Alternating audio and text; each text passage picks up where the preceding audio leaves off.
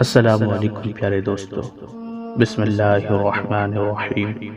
نبی اکرم صلی اللہ تعالی علیہ وسلم نے ارشاد فرمایا، جو شخص یہ کلمات کہے تو جنت اس کے لیے واجب ہو گئی، اور وہ کلمات یہ ہیں: رضیت باللہ ربا وبالاسلام دینا وبمحمد رسولا۔ میں اللہ کے رب ہونے، اسلام کے دین ہونے اور محمد صلی اللہ تعالی علیہ وسلم کے رسول ہونے پر راضی ہوا۔